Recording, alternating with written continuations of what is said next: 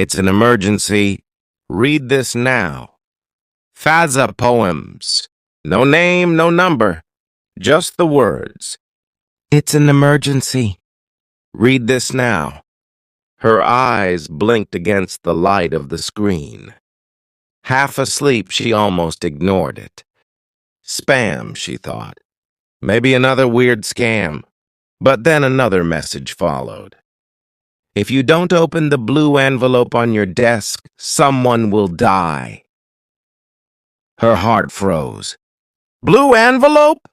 There was one, right there next to her laptop.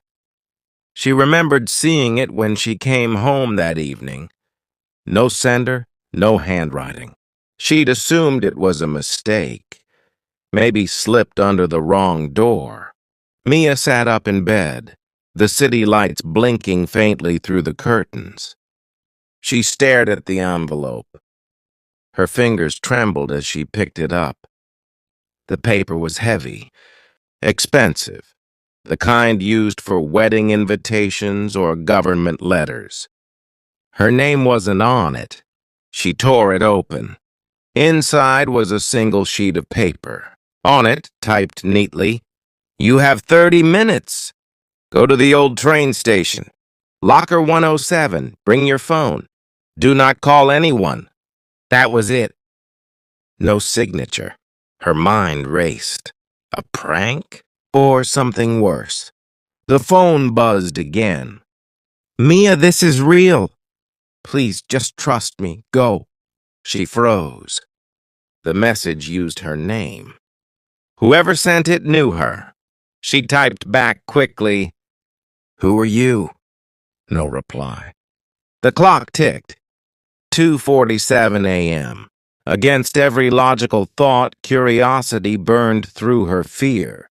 What if someone really was in danger? What if this wasn't about her, but about someone she could save? She threw on her jacket, grabbed her keys, and slipped out of her apartment. The hallway was silent except for the hum of the elevator. When she reached the lobby, the night guard wasn't at his desk. Outside, the streets were empty. Cold wind bit at her face as she hurried toward the station. A 15-minute walk away. Every step echoed louder than it should have. Her phone buzzed again. "Don't talk to anyone. They're watching." She stopped. Looked around. The street was empty, or seemed to be. A black car idled across the intersection, headlights off. Mia's pulse quickened. She walked faster.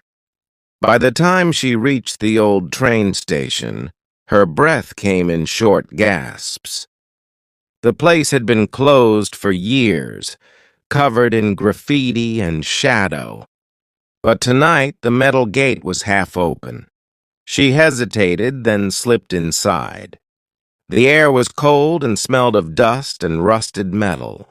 Her phone flashlight cut through the darkness as she found the row of lockers along the far wall, and her own 7. Her hand shook as she turned the dial. The locker creaked open. Inside was a small black box and a note.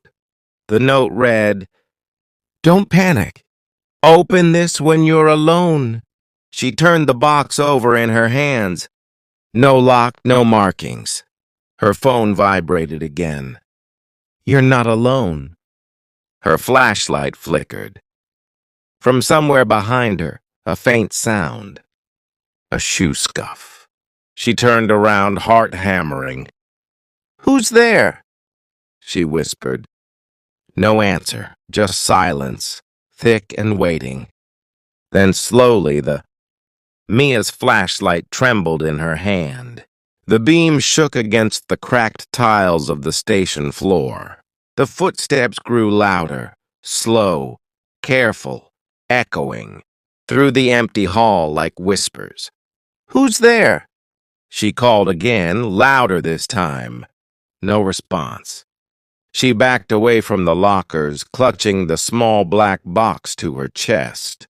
Her mind screamed to run, but her legs felt like stone. Then, A shadow moved at the end of the corridor. Tall, human, watching her. Mia's breath caught. "Stay back," she said, forcing her voice not to break. The shadow stepped closer and into the weak cone of her flashlight. It was a man, mid-30s maybe, wearing a dark coat and gloves. His face was partly hidden under a hood. "Mia," he said softly. Her stomach dropped. He knew her name. "Who are you?" He raised his hand slightly, as if to show he wasn't armed. "You got the messages. Good. You're the only one who can help me." "Help you?" she repeated, glancing at the box in her hand. "What is this?" "What's going on?" "There's no time," he said quickly, looking over his shoulder. "They're coming." "Who's coming?" Before he could answer, a loud bang echoed from outside the station, metal slamming against metal. He flinched. "We have to go now!" Mia hesitated. "I'm not going anywhere until you tell me what's happening." The man's eyes darted toward the locker rows. "That box, it's a tracker. They planted it on me. I moved it here before they found me. You weren't supposed to open the envelope." "I was trying to warn you." Her heart pounded. "Then why send me here?" "Because you were the only one who could pick it up without alerting them. They're monitoring my phone, my account, everything. You were off their radar." The noise came again, closer this time. Heavy footsteps, voices. Mia's instincts screamed. "Who are they?" He met her eyes, and for the first time she saw fear in his. "The people who killed your father?" She froze. "My father died in an accident." He shook his head. "That's what they wanted you to think." Something crashed nearby, the sound of breaking glass. The man grabbed her arm. "We don't have time, come on." Before she could protest, he pulled her through a side door and down a narrow staircase that smelled of oil and damp concrete. They emerged into a service tunnel beneath the station. Dim emergency lights flickered along the walls.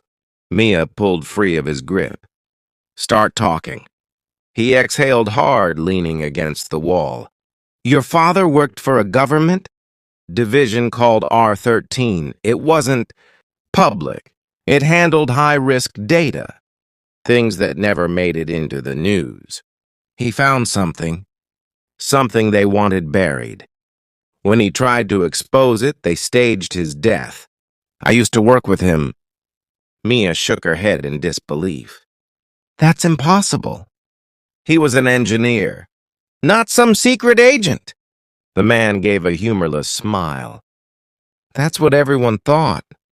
A muffled voice echoed down the tunnel, distant, but getting